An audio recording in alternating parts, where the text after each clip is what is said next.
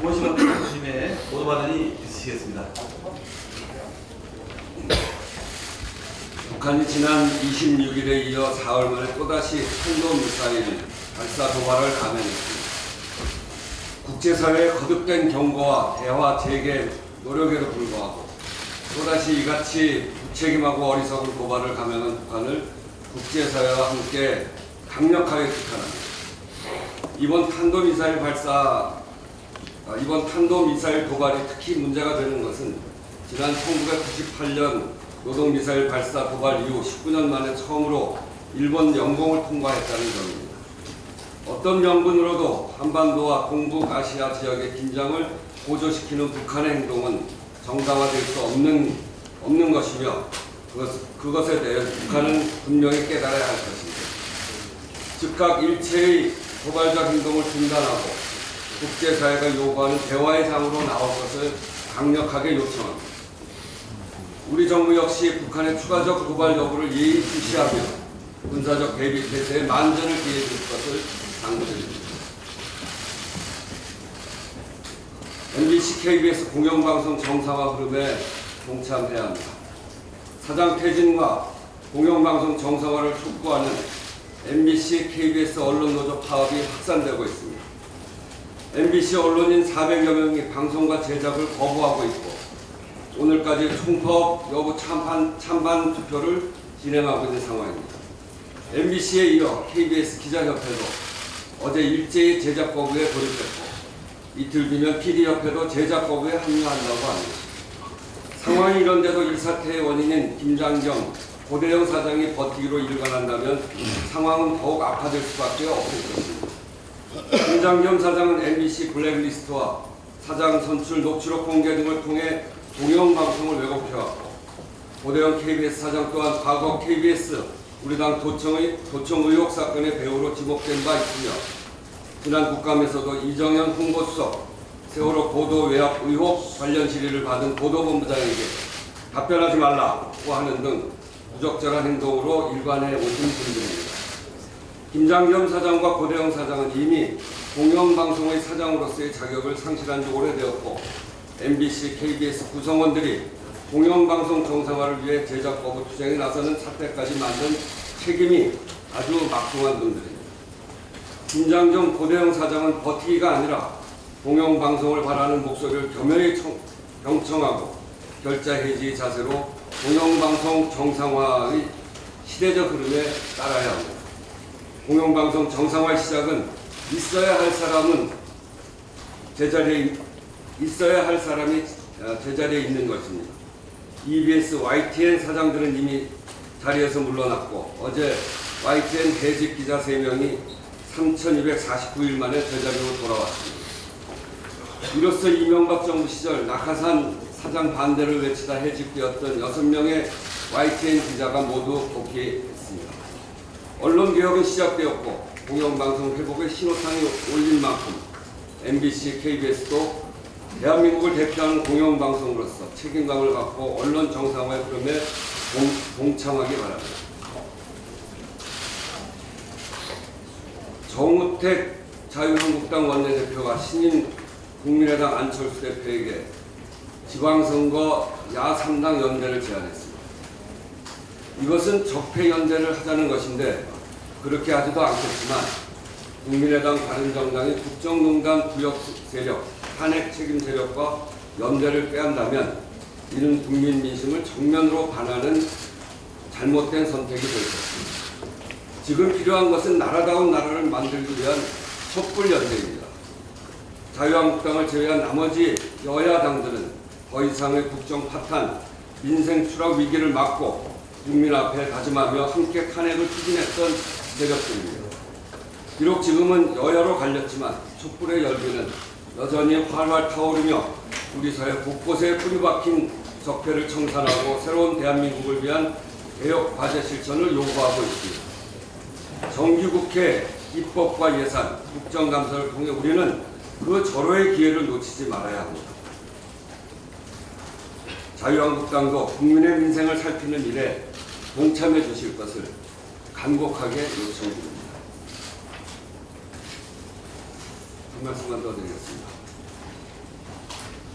이재용 부회장에 대한 실형선고와 관련해서 일부 보수 언론과 재계를 중심으로 근거 없는 경제 위기론이 제기되고 있습니다. 마치 당장이라도 삼성이 망하고 경제가 수렁에 빠질 것처럼 호들갑을 떨고 있습니다. 부패 기업인에 대한 사법 처리 시도되면 부패 기업인에 대한 사법 처리가 있을 때면 늘 등장하는 재벌대법, 총수 면죄부론의 재판입니다. 한마디로 언어도 아니고 무책임한 괴담에 불과합니다. 재벌대법과 총수 면죄부론이 얼마나 허무맹랑한 것인지는 삼성의 현재와 미래를 말하는 각종 지표들을 통해서 쉽게 알 수 있습니다. 당장 올해 2분기에 삼성전자는 14조 원이 넘는 사상 최대의 어닝 서프라이즈를 기록했습니다. 시장 전문가들은 3분기 영업이익 또한 전년 동기 대비 170%나 폭등할 것이라 예측하고 있습니다. 이뿐만이 아닙니다. 이 부회장이 구속된 지난 2월 17일 이후 삼성전자 주가는 이제 종가 기준으로 23%나 급등했습니다. 국내 투자자들이 바라보는 삼성의 미래 전망과 가치가 그만큼 밝다는 증거입니다. 결국 초우량 기업 삼성의 현재와 미래는 부패한 총수에 대한 사법 처리와 무관하며 오히려 이 부회장에 대한 단죄가 삼성에게 약으로 작용하고 있다는 것을 지난 6개월의 시간은 증명하고 있습니다. 국민 경제와 기업을 인질로 법의 심판을 금요히 피해왔던 재벌대법의 시대는 이제 끝났습니다. 기득권 세력들은 이를 똑똑히 명심해야 할 것입니다. 아울러 이번 사태를 부패의 온상이자 국민 경제 발전의 걸림돌이 되어버린 재벌에 대한 과감한 개혁의 전기로 삼아야 할 것입니다. 더불어민주당은 보수야당과 기득권 세력의 발목 잡기에도 결코 굴하지 않고 이 시대 과제인 재벌 개혁에 매진할 것입니다. 이번 정기국회야말로 재벌 개혁의 원년이 될 것이라는 점을 분명하게 말씀드립니다. 이상입니다. 예, 다음 김태형 지휘의장님 말씀이 있으시겠습니다. 네, 반갑습니다. 김태형입니다. 2018년도 예산안이 오늘 발표가 됩니다. 내년 예산안은 총 지출이 올해보다 7.1% 그러니까 28.4조 원 정도 증가한 429조 원 규모로 편성이 되었습니다. 2018년 예산안의 특징을 여러 가지가 있습니다만 몇 가지만 정리해서 말씀드리겠습니다. 문재인 정부의 첫 예산안인데요. 사람 중심으로 재정 운영의 패러다임을 전환하는 예산안입니다. SOC 등 물적 투자는 축소하고 소득주도 성장을 위한 일자리 예산, 복지와 교육의 국가 책임을 강화하기 위한 예산 등 사람에 대한 투자를 대폭 확대하였습니다. 강력한 지출 구조조정을 통해 국정과제 이행을 위한 소요 재원을 조달하면서도 재정 건전성을 유지한 그런 예산안입니다. 국정과제 이행을 위한 첫해 소요금 18.7조 원을 모두 예산에 반영했음에도 재정 수지와 국가 채무는 조금씩 개선되었습니다. 지출 구조 조정을 함에 있어 일률적 10% 강제 절감 방식이 아니라 사업의 우선순위, 사업 성과, 지출 성격 등을 제로베이스에서 검토해 낭비성 지출을 줄여 지출 구조 조정의 부작용을 최소화했습니다. 12대 분야별로 균형 있는 지출 구조 조정을 했으며 농업 분야 예산은 전년 대비 감축 없이 편성이 되었습니다. 국민이 안전한 나라를 위해 국방 역량 강화와 국민 안전 기반 구축에 집중 투자한 예산안입니다. 국방비 증가율 6.9%는 2009년 이후 최고 수준입니다. 미세먼지 저감, 가습기 피해자 부재, 버스 졸음운전 방지, 안전한 먹거리 등 국민의 생활안전 확보를 위한 예산을 확대하였습니다. 독립유공자, 참전용사, 민주화유공자 등 국가유공자에 대한 보훈, 보상을 확대한 애국 예산입니다. 참전유공자에 대한 참전수당과 무공 영예수당을 월 8만 원씩 인상했으며 의료비 감면율을 60%에서 90%로 확대했습니다. 독립유공자 후손 생활지원금을 도입하고 독립유공자 본인에 대한 특별 예우금을 인상했으며 4.19 혁명 경로자 보상금도 17만 원에서 30만 원으로 대폭 인상했습니다. 다음으로는 누리과정 전액 국고지원 등 지방재정 지원 확대 예산안입니다. 지방지원 확대로 지방정부의 부담이 예산 부담이 줄어들 것으로 기대합니다. 더불어민주당은 민주당 정부의 소득주도 성장에 첫발을 내딛는 2018년 예산안 심사에 최선을 다해 임할 것입니다. 제가 원래 이렇게 말이 느리지 않습니다. 물론 저는 타이핑하는데 대표님이 워낙 빨리 말씀하셔가지고 불편하다고 해가지고 천천히 해야 돼. 빨리 해서 괜찮아요. 없는 게 없다. 정기국회가 이제 3일 앞으로 다가왔습니다. 이에 앞서서 더불어민주당은 지난주 금요일부터 1박 2일 동안 정기국회 대비 의원 워크숍을 갖고 문재인 정부 첫 정기국회에 대한 준비와 결의를 다짐했습니다. 이번 정기국회는 100대 국정과제 이행에 출발이 되는 국회가 될 것입니다. 100대 국정과제 중에 핵심 국정과제 10개를 선정하고 이를 선도적으로 추진할 단장과 간사를 선임해 TF를 발족한 것은 인생을 보듬고 적폐를 청산하고자 하는 강력한 의지의 천명입니다. 이후 100대 국정과제 책임위원들까지 선임이 끝나게 되면 더불어민주당의 모든 의원들이 국정과제 이행을 위해 함께 뛰는 선수들이 될 것입니다.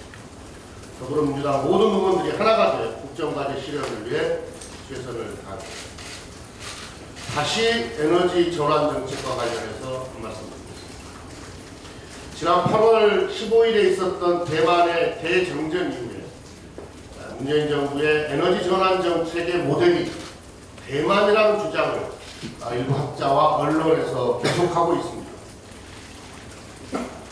이런 주장의 바탕에는 우리나라도 대만처럼 전력 수급에 문제가 생길 수 있다는 우려가 깔려 있습니다. 문재인 정부의 에너지 전환 정책은 대만의 정책과는 전혀 다르다는 것과 에너지 전환을 해도 전력 수급에 문제가 없다는 것을 말씀드리겠습니다. 문재인 정부는 2079년까지 62년에 걸쳐서 원전을 서서히 줄여나간다는 계획입니다. 이에 반해 대만은 2016년부터 2025년까지 10년에 걸쳐서 모든 원전을 중단한다는 계획을 추진하고 있었습니다. 대만의 원전 감축 속도가 우리보다 6배 이상 빠른데 문재인 정부의 모델이 대만이라는 것은 억지이고 또 에너지 전환 정책을 흠결을 내기 위한 억지 주장에 불과합니다. 그리고 대만 대정전의 직접적인 원인은 관리 직원의 실수와 예비 전력 관리의 실패입니다.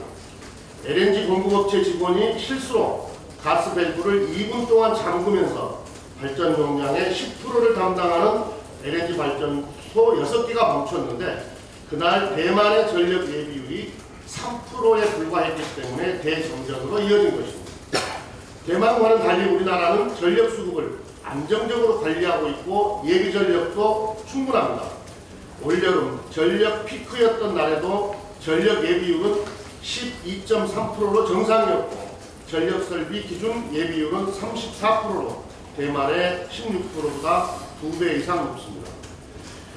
문재인 정부가 에너지 전환 정책을 추진해도 향후 5년간은 물론이고 원전 제로 예상 시점인 2079년에도 전력 수급에는 문제가 없을 것입니다. 더불어민주당과 문재인 정부는 충분한 준비 시간과 안정적인 전력 수급을 바탕으로 에너지 전환을 추진해 나가겠습니다. 청와대에서 문건이 대량으로 또다시 발견이 되었습니다. 청와대가 어제 제2부속실 컴퓨터에서 박근혜 정부 시절 각종 회의 자료 등 문서 파일 9,308건이 발견됐다고 발표를 했습니다. 아시다시피 문서가 발견된 제2부속실은 최순실을 보좌하며 국정농단에 직접 가담한 윤전추 이영선 행정관과 문고리 3인방 중 한 명인 안봉근 부속실장이 근무했던 적폐 세력의 안방이자 놀이터였습니다. 영원히 감출 수 있는 진실은 없습니다. 검찰은 그 어떠한 정치적 고려도 없이 국정농단의 실체와 진실을 밝혀나가기를 촉구합니다.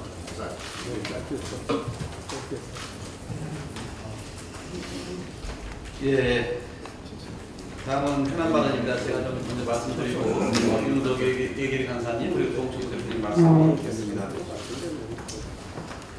우선 김일수 헌정부장 후보자 또 이규정 헌법 재판관 후보자 김명수 대법원장 후보자에 대해서 세 야당은 셋 중에 반드시 하나는 낙마시켜야 야당의 체면이 선다라는 그런 신고와 자수로 일관하고 있습니다.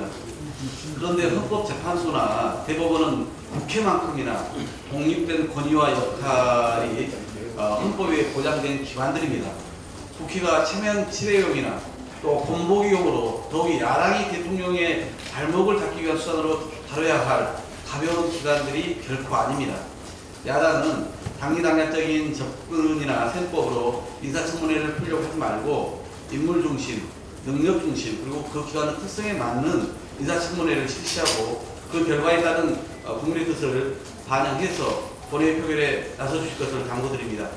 국민 대다수가 임명에 찬성하고 있고 7개월 넘도록 헌법기관장의 공백기간을 갖고 있는데 더 이상 연장시키지 말고 김인수 헌일소장 후보자의 본회의 임명 동의안 가결 처리에 야당이 조건 없이 협조해 줄 것을 촉구드립니다.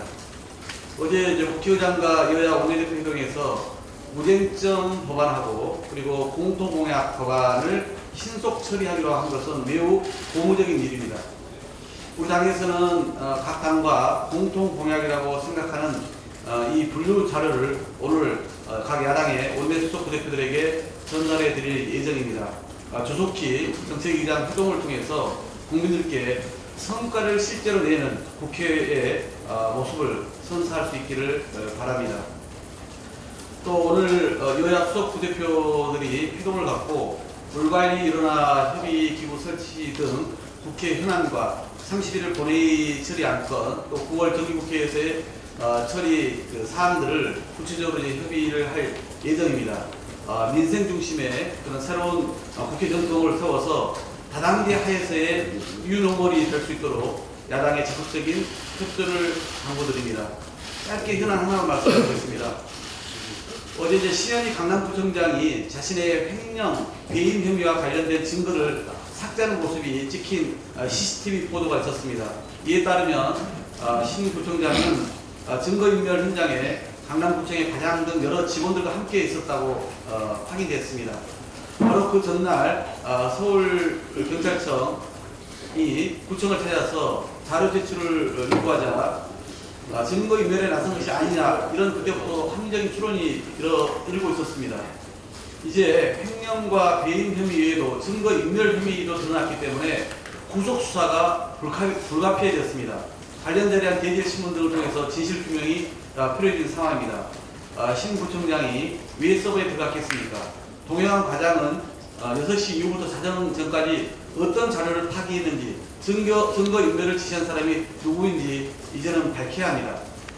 횡령과 배임도 큰 죄지만 이를 은폐하기 위해 관공서 문서 파기에 나섰다는 것 자체가 박근혜 청와대의 국정농단 이후 자행된 문서 파기와 오버랩되면서 국민의 분노가 치솟고 있습니다. 이것은 지방자치단체 행정농단, 구청장의 농단이며 경찰의 과주기 수사가 있다면 이 또한 철저히 규명해야 되겠습니다.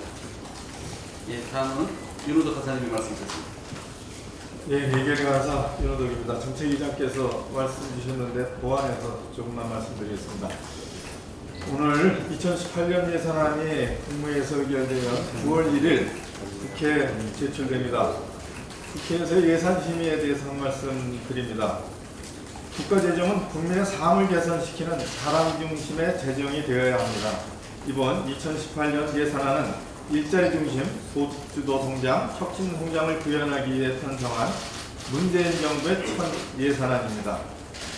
국민의 눈높이에서 국민의 삶을 개선시키는 예산이 되도록 그러한 예산 심의가 이루어지도록 노력하겠습니다. 국정과제 실천을 위한 주요한 예산에 대해 과도하게 정치적으로 훼손시키거나 또 정쟁의 소재로 다루는 과거의 예산 심의가 되지 않기를 기대합니다. 정상적인 예산 심의가 되기를 기대합니다. 여기까지는 재미없죠. 이제 하나 또 말씀드리겠습니다. SOC 예산이 줄었습니다. 근데 그 내역이 2017년도에 SOC 예산이 21.2조 원입니다. 2018년 예산안에는 17조 7천억입니다. 그래서 4조 4천억이 줄었는데 실제 내용으로는 금년 예산이 내년으로 2월 되는 금액이 2조 6천억이 있게 됩니다. 그리고 2017년도에 SOC 예산 중 종료되는 사업이 1.4조 원이 있습니다. 그래서 이 4조 원 정도가 마이너스 되는 데서 제외되어야 됩니다. 그래서 순감으로는 한 4천억 정도 남으시라는 말씀을 드립니다. 그리고 또 당과 정부는 SOC 예산이 줄어드는 것에 대해서 보완을 하려고 이렇게 대책을 갖고 있습니다. 우선 도로나 철도 등 SOC 예산을 다루는 공기업, 한국도로공사나 한국철도시설공단에서 회사처벌행 등에 대해서 좀 여지를 더 두고 이 공기업의 사업 역량을 확충해나가는 방안을 당정에 함께 협의하고 있다는 말씀을 드리고, 또 주택도시기금 등 기금을 좀 더 활용해서 SOC 예산이 줄어드는 것에 대한 보완을 해나가겠다는 말씀을 드립니다. 그래서 SOC 예산이 주는 것에 대해서 과도하게 우려하거나 또 이를 비난하는 일을 좀 하지 않으셔도 된다는 당부의 말씀을 드립니다. 이상입니다. 예, 다음은 조홍천 대표님의 현안 발언 있겠습니다. 이게 빠졌습니다. 세게 빠졌습니다.